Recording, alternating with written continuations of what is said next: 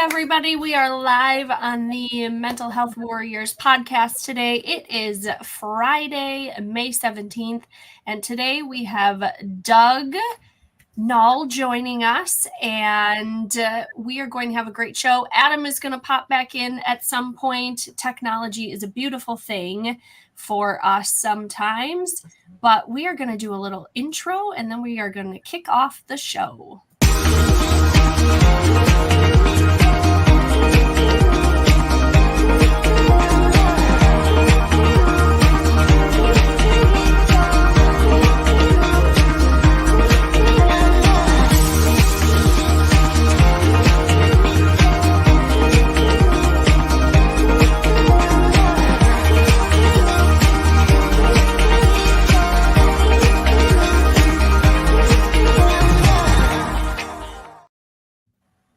Awesome. Welcome back. So today our topic is the dangers of arguments. I feel like this is going to be a very interesting and possibly a very fun conversation. Hey, Adam is back. Hi. Doug, welcome. Tell us a little bit about you. Thanks, people. My name is Doug Noll. I am a lawyer turned peacemaker based in Central California, just south of Yosemite National Park. And my short story is that I grew up in Southern California, went to Dartmouth College, came back to California after Dartmouth, and went to law school in Northern California, moved to Central California. And from 1978 until 2000, I was a hardcore civil trial lawyer, trying hundreds of jury trials, bench trials, arbitrations, bankruptcy hearings, all kinds of contested cases. Along the way, I picked up the martial arts. And around my 40th birthday, I was awarded my second degree black belt. And my teacher told me to go study Tai Chi as a martial art. And Tai Chi is the oldest of all martial arts. Tai Chi has two interesting paradoxes. The first is the softer you are, the stronger you are. The more vulnerable you are, the more powerful you are. Soft to be strong, vulnerable to be powerful. Well, this didn't compute. As a hardcore trial lawyer and a secondary black belt in Northern Chinese animal style. But I practiced and continued to work at it until finally, several years later, I was in a courtroom cross-examining somebody. And the thought came to me, what the heck am I doing in here? So after that trial, I had a vacation planned, running a whitewater trip up in Idaho with some friends. And I spent the week thinking about how many people I had really served as a trial lawyer, and concluded that I really only served 5 people out of hundreds and hundreds of cases over 20 years. And I said, I'm not going to do this anymore. I'm not here to just serve 15 people over a 30 or 40-year career. So when I got back to town, driving down out of the mountains to my office, I heard what turned out to be the one and only public service announcement on our local public radio station for a new master's degree in peacemaking and conflict studies at Fresno Pacific University. And so I enrolled. And for 3 years, I was a full-time master's degree student, a 3/4 time law professor, and a full-time trial lawyer. And that kind of led to the end of my first marriage. Anyways, I couldn't come to terms with my partners. They were not happy about me becoming a peacemaker because I was the second largest earner in the firm. And they did not want to see the goose that laid the golden egg go do something else. So ultimately, I decided to leave. I left $10 million on the table, walked away with a week's worth of notice, and started my peacemaking practice in 2000. Just a couple of highlights. After that, in 2005, I had an epiphany about how to calm angry people down. And so I developed a skill called affect labeling. I didn't invent it, but I developed it. Which allows you to calm any angry person in 90 seconds or less. 2 years later, a brain scanning study came out of Matthew Lieberman's lab at UCLA explaining or showing why affect labeling is neurologically based and why it works the way it does every time without fail. And that led to me co-founding the Prison of Peace Project in 2010 with my colleague Laurel Coffer. We started our project in the largest, most violent women's prison in the world, training women serving life and long-term sentences, how to become peacemakers and mediators to stop prison violence. And the first skill we teach them is how to listen to emotions, how to reflect, how to affect label, how to calm people down. And today, Prison of Peace is all over the world. So that's expanded far beyond our expectations. Anyways, the project led to my fourth book, De-Escalate, How to Calm an Angry Person in 90 Seconds or Less, and which is now in 5 languages. And I've spent my time today working in conflict as an arbitrator, mediator, peacemaker, and training people how to stop fights and arguments in their lives forever using these skills. In a nutshell, that's what I do. Wow. Questions? Nick, what questions do you have after that? You were asking Doug some questions before. Well, yeah, no. Well, obviously, I want to know the 90 seconds. How something comes out of 90 seconds. Yeah, no. I mean,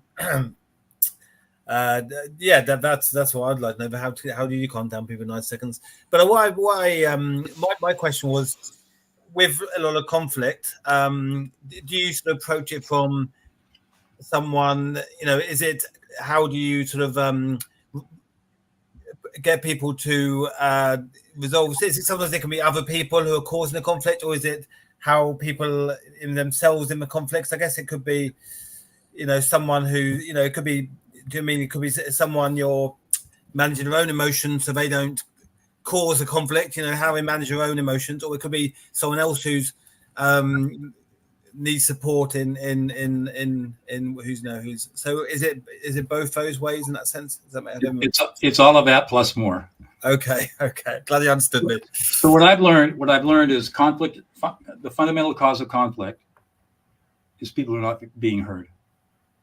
Foundationally, that's the cause of all conflict.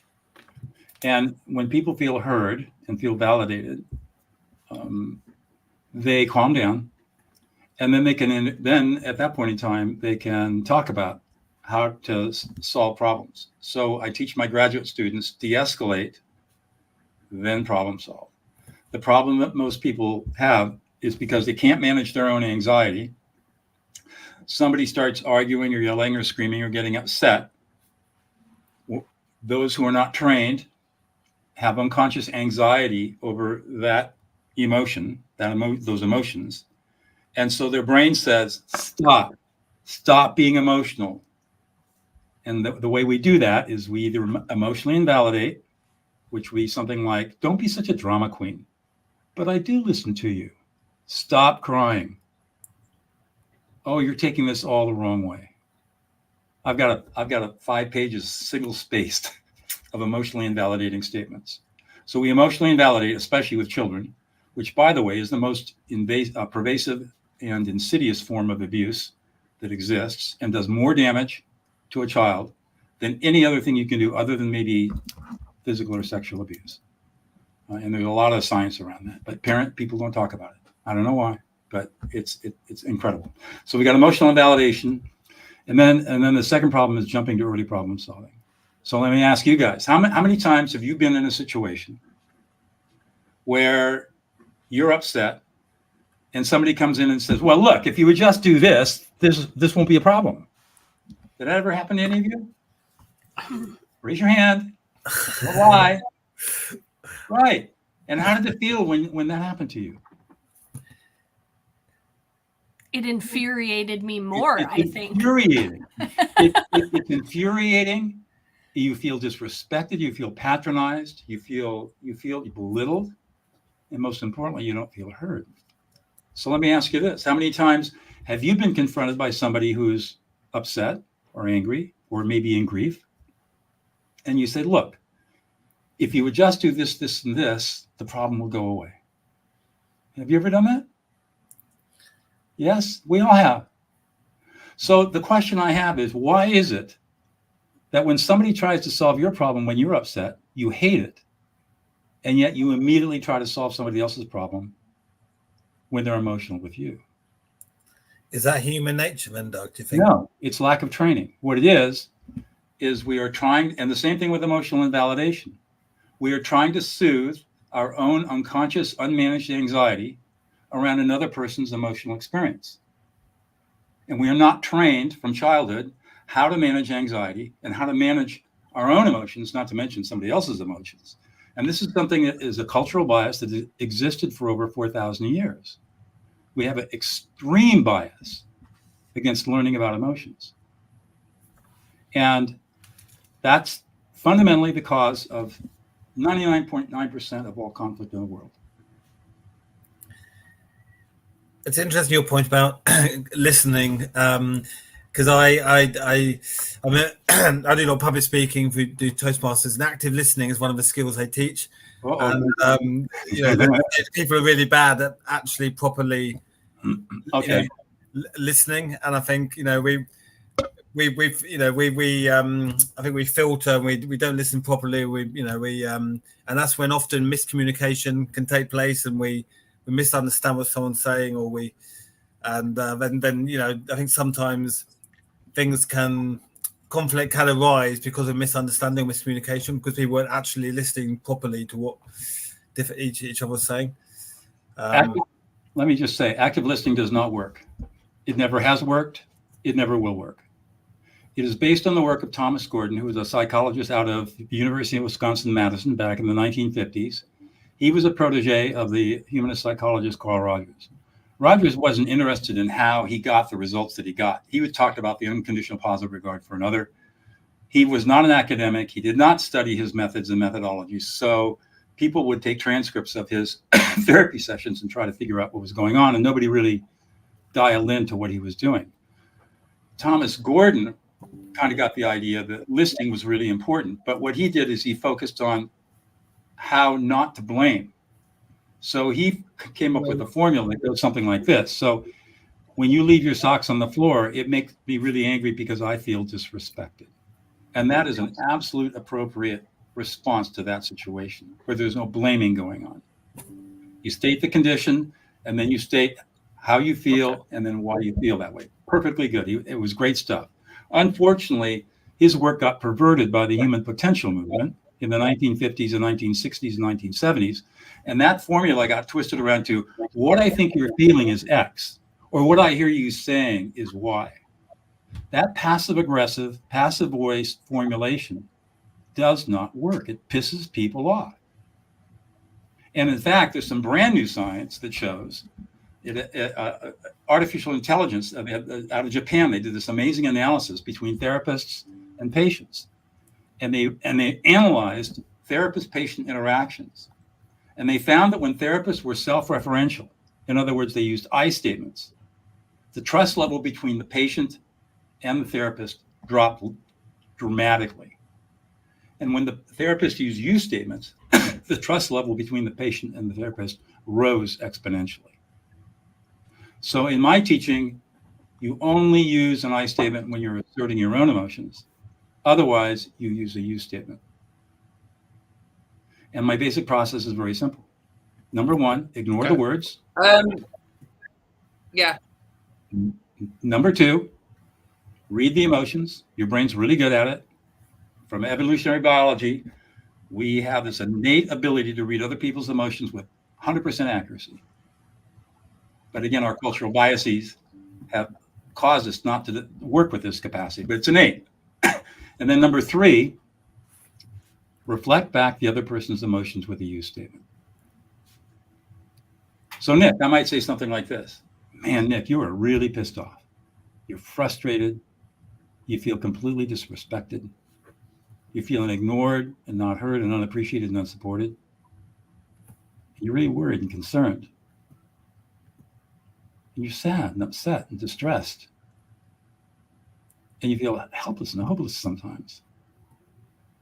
And really, at the bottom of it all, you feel like you've been completely abandoned. You're all alone. You feel betrayed. And you feel completely unloved. How do you know? Now, I'm going to ask you how did it land with you? You're not any of those things, but how did it land? Yeah, I think. Well, I think if there's a sort of I think, well, you're going to reject it and say, well, no, that's not true at all. I guess most people feel a settling. Yeah, there's a warm. You feel like a relaxed. Feeling. It sounds like you're I feel relaxed. Like, oh, hey, he's right. I really get this. Yeah, there's a nice feeling to it.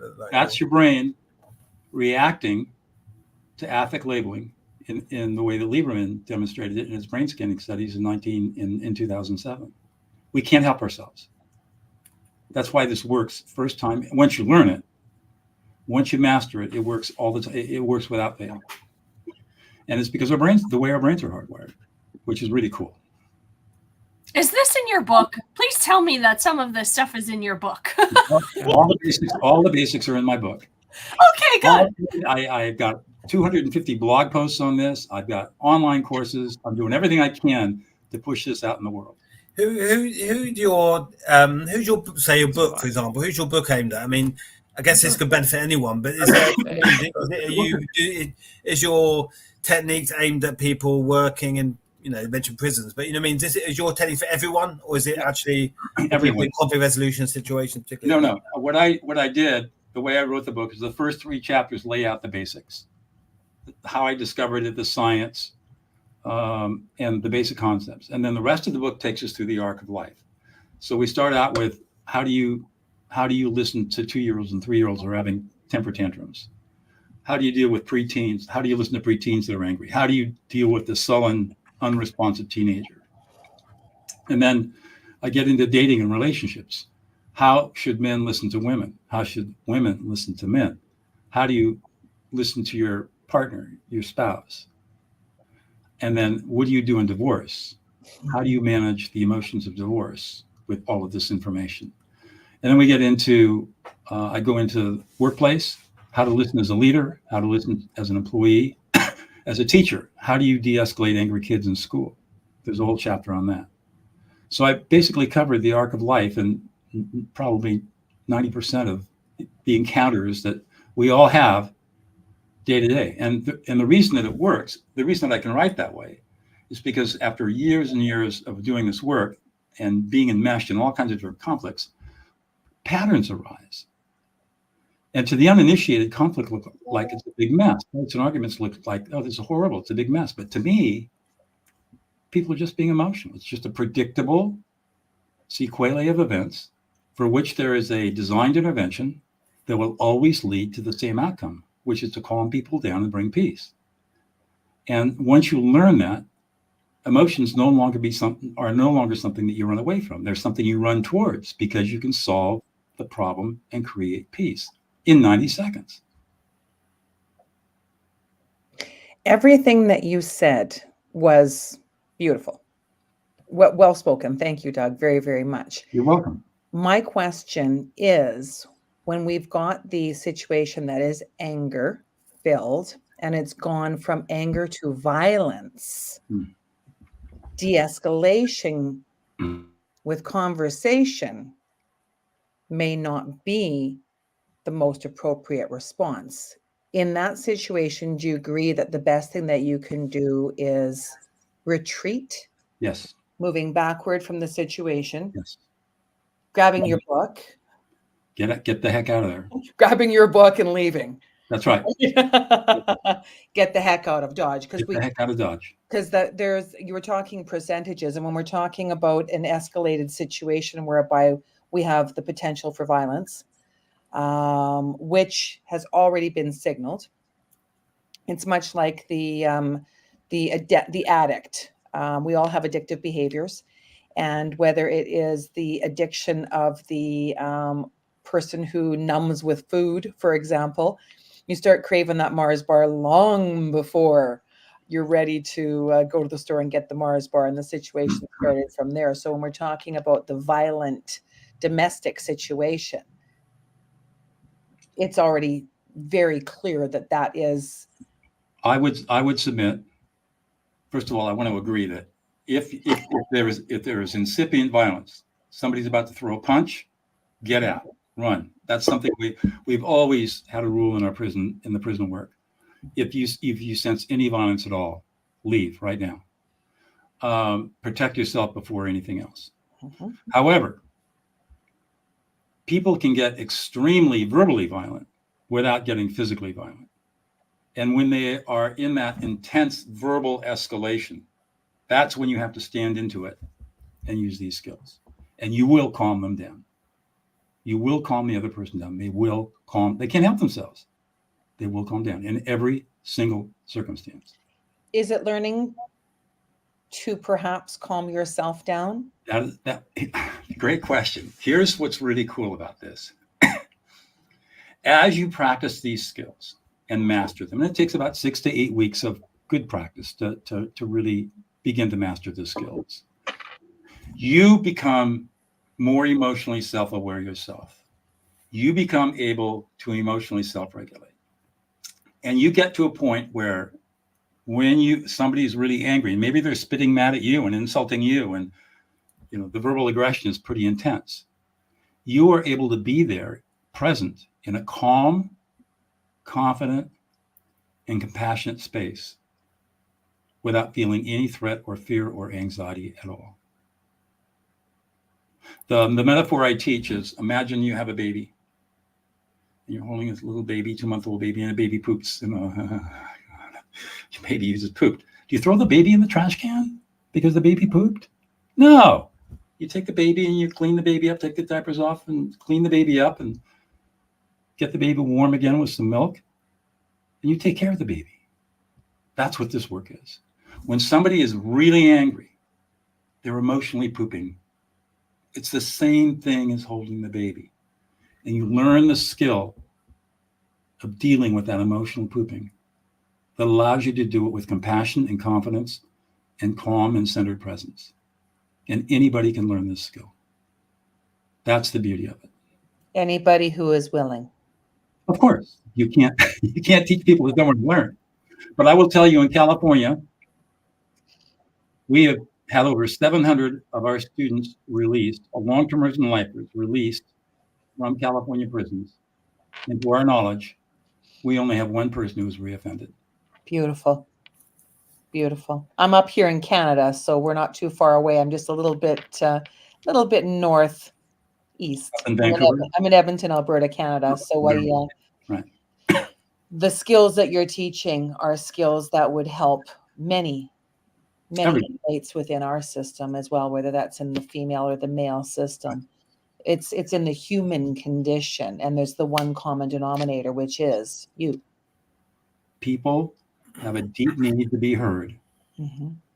And unfortunately, people do not have the skill to listen to people. I call it listening people into existence.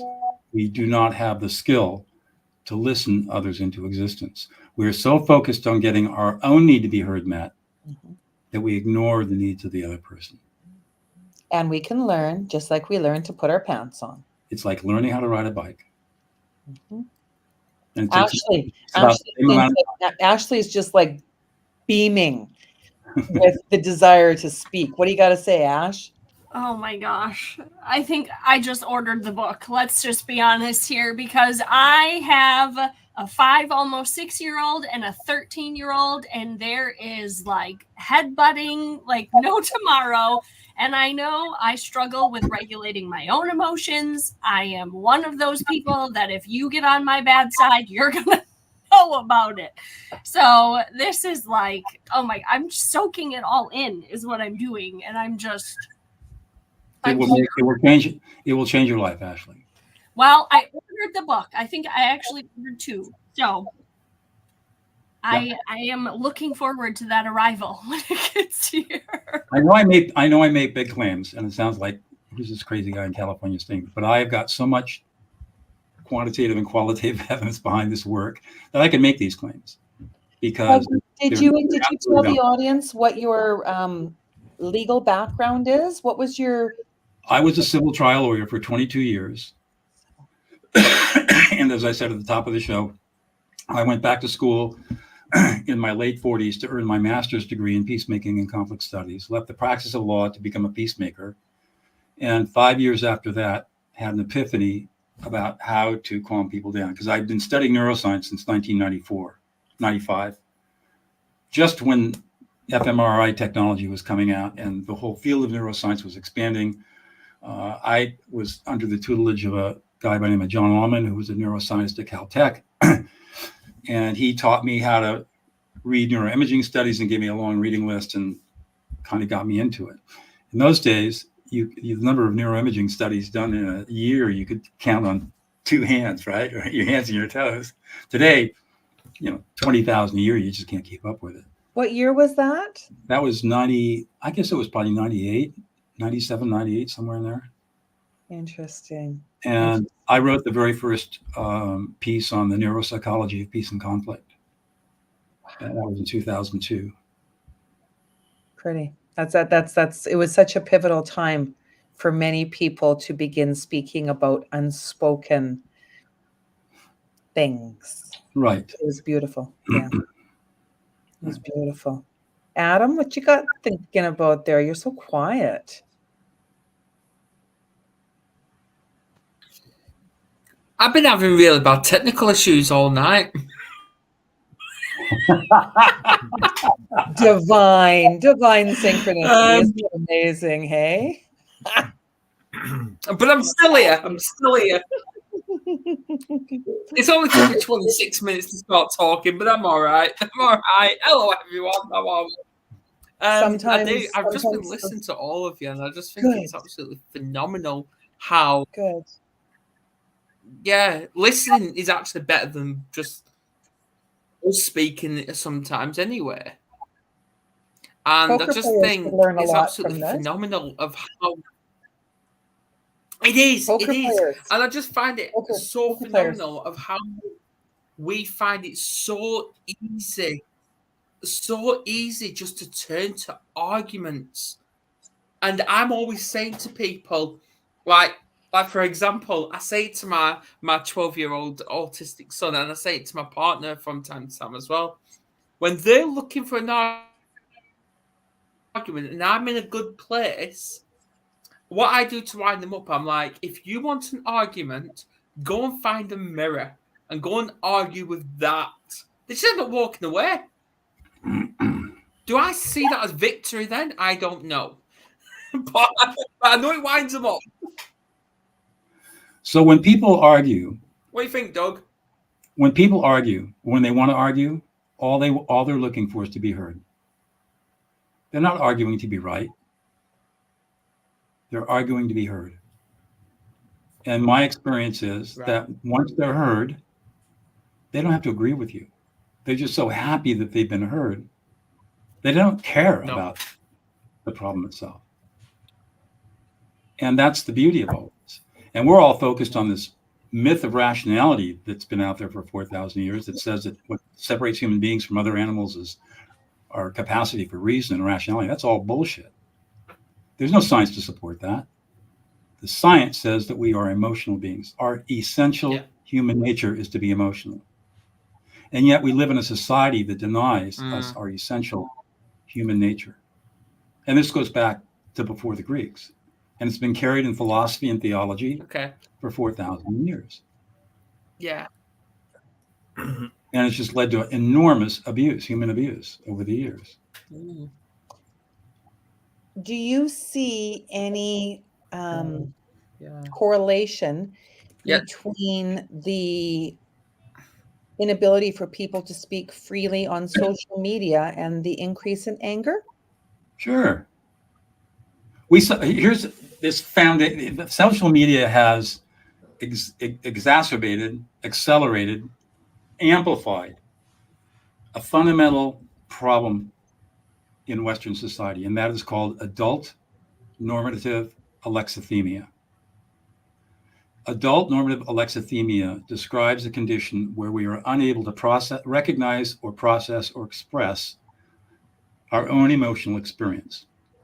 And it's adult because it's expressed in adults and how they behave when they cannot express their emotions. And it's normative because we have a society and a culture that says we should not be emotional. And it's alexithymic because alexithymia describes a condition of being unable to recognize and process your own emotions. And so people suffer from adult normative alexithymia. And all the studies show that when you suffer from this, you don't have the ability to think because basically your prefrontal cortex, right ventral lateral prefrontal cortex has been shut down. That's where emotions are created. It's shut down by the emotion. And so now you are reactive. And the only thing you have available to you are the reactive behaviors you learned at 3, 4, 5, and 6 years old. And so when you see this crap on social media, what you're seeing is a bunch of emotional pooping by people who are suffering from adult alexithymia. So I've got a pretty big YouTube channel and other social media channels, and I get snarky comments. I understand everything that you said, and what I'm speaking to is the shadow banning, whereby if conversations are said, even spoken. Right, because people are so uncomfortable with topics that they don't agree with, or they are offended by topics that they don't agree with because they haven't been properly schooled, so they don't have good critical thinking skills, for one thing, and they have adult normative alexithymia. So when they hear an idea or a thought that violates their values and beliefs, they don't have the capacity to inquire, to be self-referential and self-aware and saying, why am I so upset about this? And by the way, what am I feeling right now? I'm angry, I'm pissed off, I'm frustrated, I feel disrespected, I don't feel like I'm being heard. They can't do that. So they can't self-regulate. And so they end up, doing stuff on social media that just makes the problem worse. It was interesting. I don't know the exact timeline. And I remember when a very famous sportscaster in hockey, really, really fun guy, he used to dress up in colorful suits. Anybody know who I'm talking about? Don Cherry. When he spoke out, he said, "You people." Who? And he was, it went, and he was, his role as a sportscaster, which he'd been doing for decades with flair, was just wiped, etch a sketch, because he offended you people, those people, by identifying someone, just identifying someone by speaking his opinion. Yeah, there's a lot of the reason for the intolerance is that, well, there are a lot of reasons for it. Number one, educational systems in the West have declined precipitously in the last 30 or 40 years. I was blessed. I mean, there's unintended consequences to everything, right? I was blessed to go Don't to get me started on education, please, Doug. Unintended consequences. So I grew up in the 50s and the 60s. In those days, women did not have, there were very few women lawyers, very few women doctors, no women engineers. So what did women have to do? If they wanted a career, they went into teaching. And I had geniuses as teachers. And then in the 60s and 70s, things started to open up a little bit. Women had more opportunity. And these geniuses that were in the school system teaching kids were now pursuing careers in business. And thank God, businesses and law. But the educational system never recognized that. And so there was a slow sinking into mediocrity. And today, if you go to a state university like here in California, and you look at the people that are in the education schools training as teachers, they're generally speaking in the lower half of their class. So now we have the large classrooms, impossible to teach people how to write, impossible to teach people how to critically think. So we've lost this ability. That's number one. Number two, the iPhone came out in 2007, 2008. People all of a sudden got addicted to this screen. They started learning how to text, and they no longer had to interact with each other. And kids no longer went out and played with each other. Parents were afraid to let their kids go out and play. In my day,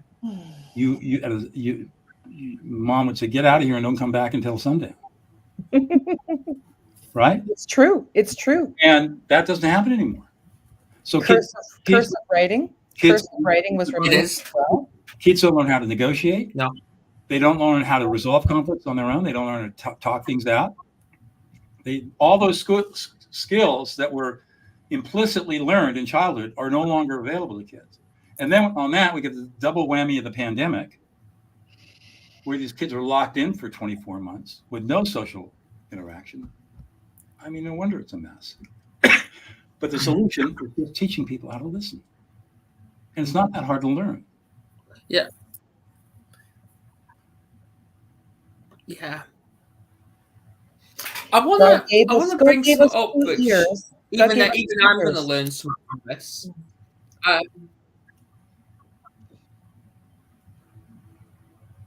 Yeah. Well, I want to bring some up, which even I want to learn from this, and I'm glad my partner Kerry's tuned in tonight for this. Obviously, there's people live with borderline personality disorder out there, and an autism.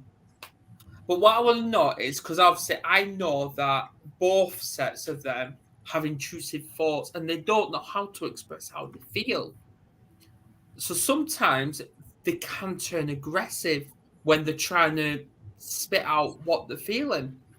How do we understand that? And how do we interact with them on a calm level? So that's a very common problem. And the key in learning this skill is to recognize that emotions are generally, for most people, are unstructured data. And the human brain is really poor at dealing with unstructured data. So what I teach my students to do is how to turn this unstructured data that we call emotions into a highly structured database that we can access almost immediately. And you learn over a period of time that when somebody is speaking, you're listening to and reading their emotions, and you'll sense the emotions that are not being spoken, that they don't know that they're feeling. And you're able to bring those into consciousness by labeling them, and that allows the speaker to process emotions they weren't even aware that they were experiencing. And so as the listener, you are able to go much deeper into people's lives, their emotional experience, and help them process that so they get a deep sense of relief and validation. I was blessed to be a preschool teacher for a few years, and we had a gorgeous chart at the front of the classroom, and it was these felt faces. It was a big poster board type size. It was large. We had gone together and created it, and we had faces with words underneath: silly, happy, sad, angry, irritated. And every class, one child had the opportunity. They were picked so that they could prepare for the next day, because it helped when they had the opportunity to prepare so they could explain what feeling it was. And we talked about feelings. I feel silly. And when we were able to understand that a child was feeling silly, we would possibly see the behavior later. Oh, he's being silly. And then we could identify that behavior and say, okay, Johnny, it's always a Johnny, right? Johnny, I understand that you're feeling silly today. Would you please work on feeling quiet, or whatever word it was, so that we could coach them towards the feelings that were better suited for the community of children that we were working with? The process that you were teaching them is called emotional categorization and emotional granularization. And this is a developmental process that begins at 18 months. It really continues throughout life, but it's most important between 18 months and about 8 or 9 years of age. And basically what children have to learn how to do is, let me back up. We're not born with emotions. We are born with something called affect. And in our development, we start developing emotions at about 18 months. It's when we start to verbalize and when the emotional centers of the brain start to mature and come online. And what we have to learn how to do is associate affective experience, which is something we're born with an emotional word. So we're born with 9 affect. And each affect has valence: high arousal, moderate arousal, low arousal, and intensity. That would be timeline, duration. And so if you've got these 9 affect with all these different layers of arousal and intensity, it's like an artist palette. It's an infinite number of feelings we can have, experiences. And what we have to learn how to do is associate cognitive constructs with each one of those different affective experiences. This does not happen. This is what's supposed to happen, but it's not what does happen. Most people never have come up or grow up in a family where they are taught how to categorize and granularize your emotions. So what you were doing was extremely valuable. Brene Brown did a great study, talks about it in one of her books, about 7,000 people were asked about their emotions. They were just testing emotional granularity, and the vast majority of people could only come up with 4 words: happy, sad, glad, and pissed off. That's it. And that is, Atlas is mine. And that is an indicator of adult normative alexithymia, and is also an indicator of how poor we are at training parents how to coach their children to becoming emotional competent. What the studies show is that when you start at 2 or 3 years old and you start affectively your children and coaching them as emotional coaches, by the time they're 12, they're 2 grade levels academically ahead of their peers, and they have the emotional maturity of an average 21-year-old. Fact. My first son, when he was at an age of being able to enter into kindergarten, was able to do the alphabet backwards. And he missed the opportunity to go into kindergarten because he was 3 days short. And then being fathered by a man who was a batterer to mom, and then, of course, an abuser to his children. He was far ahead emotionally, therefore he was able to see what was going on, but wasn't allowed to articulate it with half of his parentage. So he then went into a state of rage. Normal. Everything was normal. And every single bit of it that happened from that was normal, as well as the community service that he did, because of the behavior. It was all normal. So when we look at our children, when we look at other people's children, because we love looking at other people's children, don't we? Oh, yeah, he was that troublemaker. Oh, yeah, she was that girl that was loose, whatever it happens to be. So, if we can come at it from compassion. There's a foundational piece here that can't be overemphasized, and that's emotional safety. Most children in a normal home, that is to say a non-obviously abusive home, every home is abusive when there's emotional invalidation. There's no way around that. But that's a normal home, it's considered not abusive, even though it's incredibly abusive. But the point being, by the time a child becomes 6 to 8 years old, the child has agency, able to start taking care of himself or herself, make decisions, argue, own little individual. Long ways to go to become an adult, but is agency.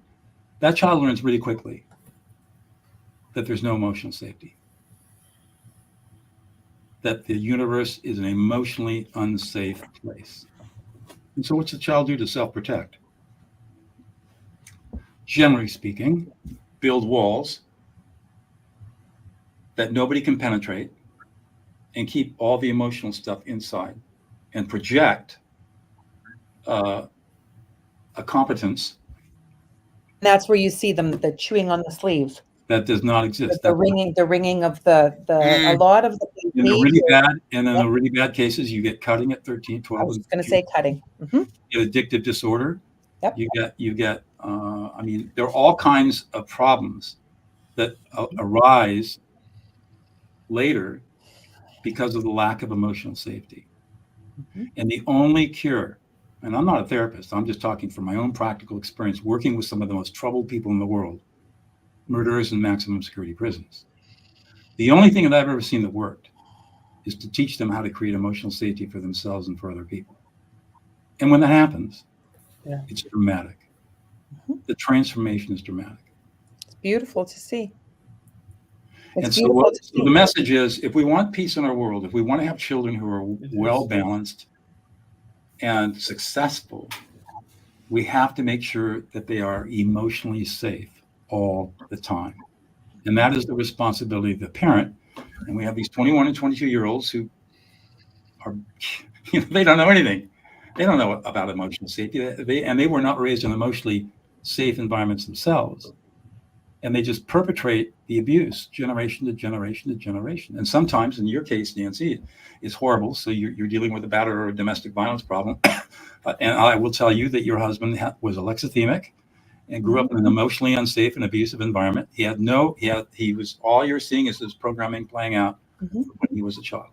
I agree. And you see it over and over and over again.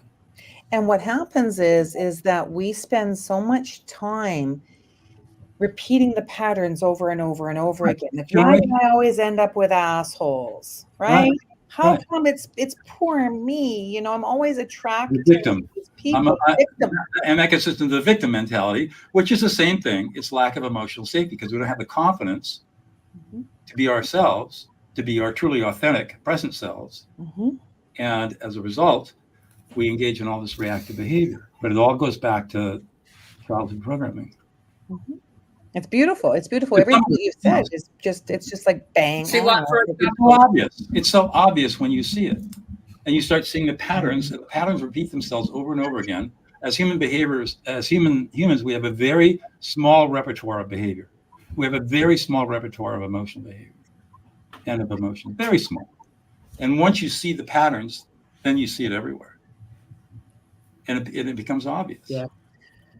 So what matters most? Yeah. What matters most? In my opinion, what matters most is learning how to master your emotions. Learn how to listen to other people into existence. Learn this new 21st century skill that's only been around not even 20 years. Learn this skill, master it, and pass it to your children so that they can pass it on to their children. So what if someone gets your book and they're still struggling? They email me, doug@dougnoll.com. So you agree that, leading the witness, you agree that reaching out to an expert is important when you're struggling. Well, yeah. I mean, I'm a jazz violinist. I have a coach, right? A violin. I'm one of the great jazz violinist teachers in the world. Yeah. And I work with her every other week. Yeah. That's stupid not to do that. That's why I have an accountability coach. Yeah. Great one. Yeah. Yeah. And the beauty of this is once you learn the skill, which, like I said, takes. Who's actually commented, Nancy, by the way? I'm sorry. Read. Oh, Christopher commented. Aw. Once you master this skill, you don't need me anymore because it's automatic. And this is a self-affirming skill. Yes. The more you practice it, the more you want to do it. And your life begins to change in the most wonderful ways, and it changes exponentially. So when you change one pattern, when you change 1% of your life, that 1% expands every single day. That's correct. If you were to invest in anything in your life, this is the one thing that I encourage people to invest in. Do you know what? For a long time, I've never seen Ashly this quiet. So let's hear from her. Wow, I don't think I've seen you this quiet, Adam, but I know you're glitching out and your technology is wigging.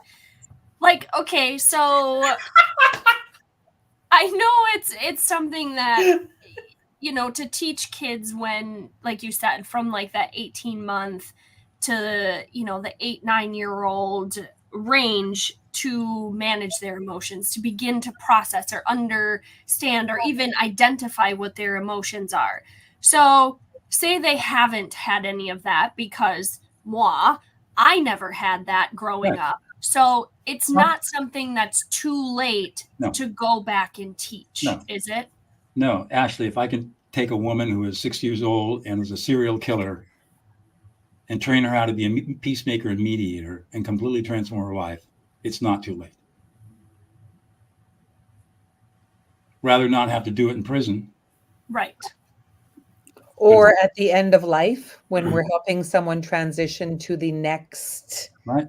phase. It's Because not too late.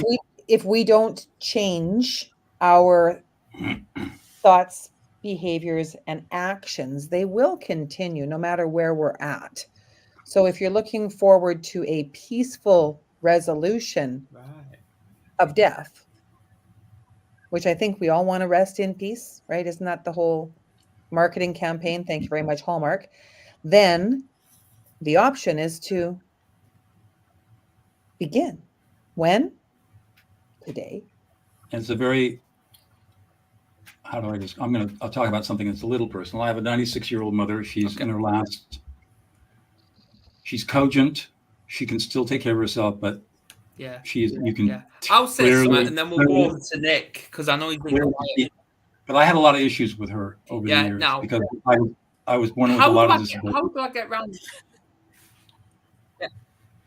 And it was this work that allowed me to reconcile. Yeah. How do I get around this? Because I just yeah. How do I get around this? Because fear.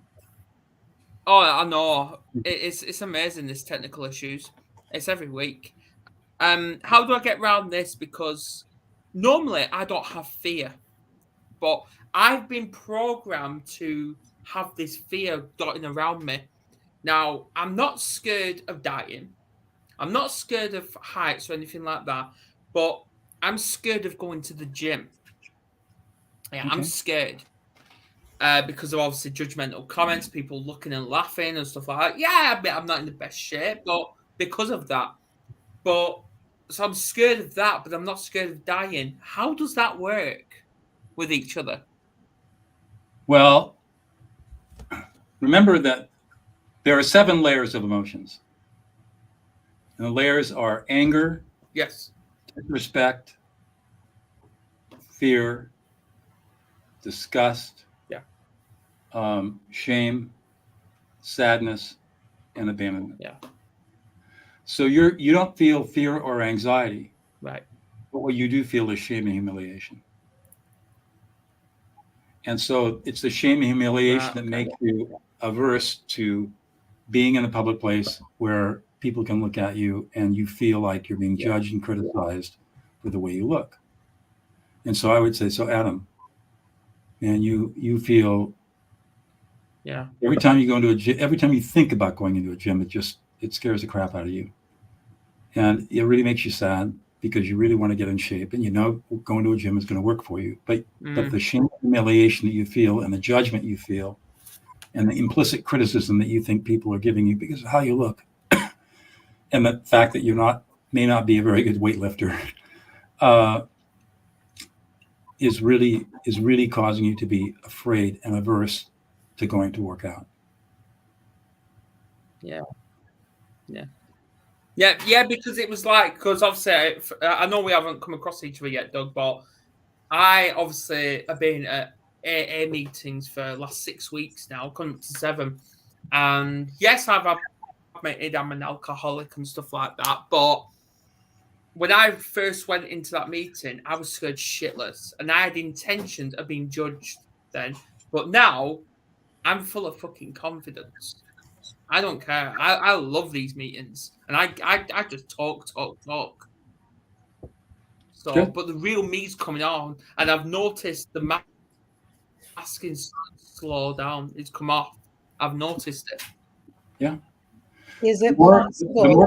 The more confident you become with your emotions and you recognize that we're emotional beings, the more authentic and vulnerable you can be. Remember at the top of the show, I talked about soft to be strong, vulnerable to be powerful. The more you can do that, the more you can be in your own authentic self.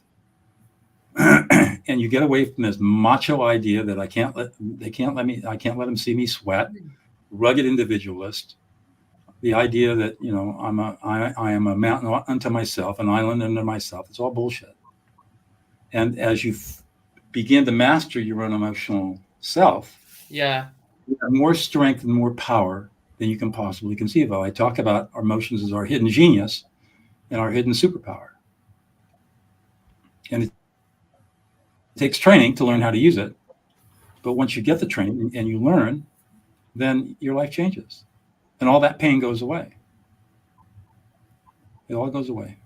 Is it possible for you, Adam, to see the person that you, is it possible for you to see the person that you are in the AA meetings, being in that space, that bubble, that energy space that you're in, and take that energy and that safety that you have and toodaloo into the gym with that? I would if I take a crystal with me, a healing one. Cool. I would try this. So when you think about going to the gym and you feel the terror, the fear reaction coming up, the anxiety, the first thing you want to do I'll definitely take the rose quartz. I'll take the rose quartz from it. Yeah, label what you're feeling. Mm-hmm. I'm afraid. I'm anxious. I'm terrified. Yeah. I feel shame and humiliation. What do you think, Nick? Yeah. Yeah. Or on your situation, yeah, just I think you're overthinking it. Take the crystal and do it. Yeah, no, I mean on this side, I think I'm working in a school at the moment and do a lot of supporting one-to-one with children with special essential educational needs. The listening is a big thing. I think I hear the teachers so often when I get frustrated with children, they say, like tell them off not listening, and because I think the children at a young age, they get distracted, and I think when you see them in the playground when they're arguing, it's because they're rather than listening to the other person, and we do as adults, we try to get our point across, and the more we try and get a point across, we're determined to get our point across, but why can't that person understand us? That's, just listen to my point, and then you both raise your voice and you try harder and harder to make your point because you both think your point is right, and then obviously then it escalates into a conflict situation. I see it at the playground, and obviously what we do as adults, and I think so. Listening certainly is something, but the teachers and myself, we try and get not just we try and do it, but we try and get children to listen more to teachers, to each other. And I think and certainly with the kids I support with special educational needs, when they don't feel listened to, they get frustrated, and that frustration comes out, it's up, one bangs the table, but it's just a frustration. They don't feel listened to, and they can't often express the emotions they get. So it's that's definitely something with the whole sort of listening and just one other thought was, I think Doug, you talked more about how emotive humans are very emotive, and that's great saying where we make decisions and we act, behave based on emotions, but we'll often justify it on logic later.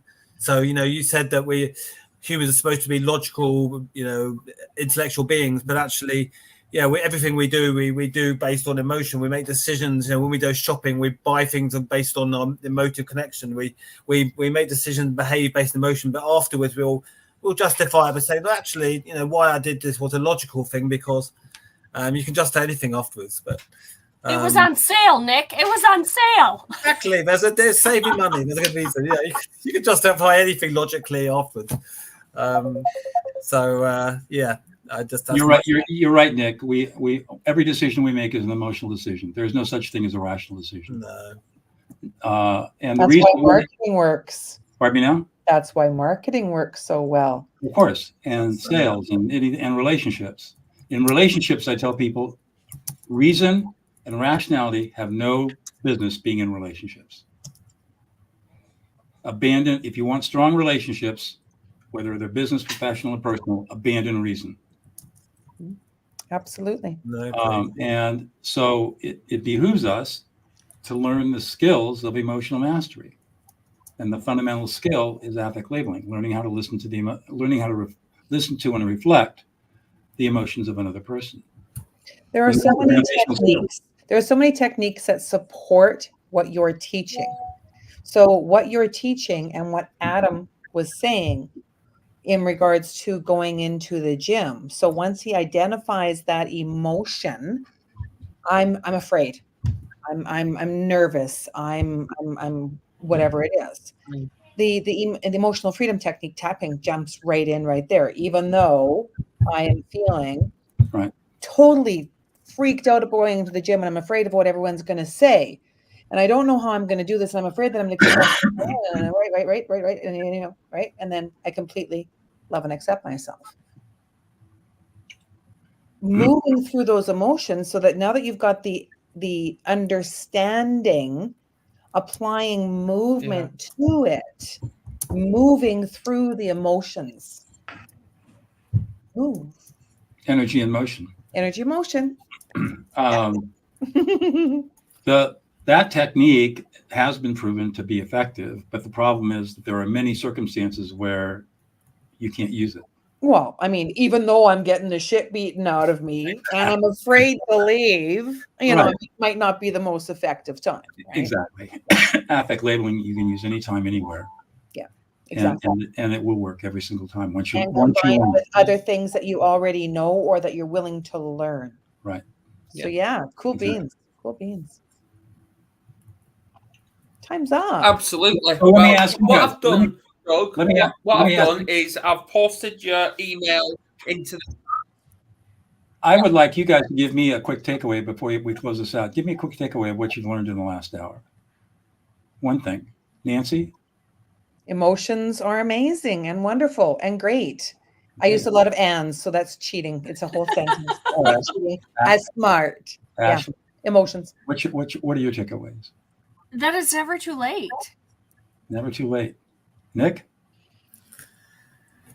Well, I think it's all been. I think your point about listening and I think it's all I think that's my takeaway. I knew it a bit anyway, but I think it's all reinforced that point, and I think it's yes. I mean, even I can improve, and I think listening to myself as well as listening to others, you know, it's that wide skill. That's my takeaway. Adam, what's your takeaway? Yeah. Adam, can you hear me, Adam? I know he's challenged today, isn't he? Yeah, the technology is just sucking. Just about. What's your Come on, takeaway, I'm the Adam? outcast here. I'm joking. No, what's my takeaway? Action shows power. Okay. Awesome. Well, that's a wrap for today, my friends. Right. Wrap. See you next We Friday. will be back live next week, Friday, for another topic. Yeah, next Friday, Nancy, you don't know the title. You don't know the title, Nancy. So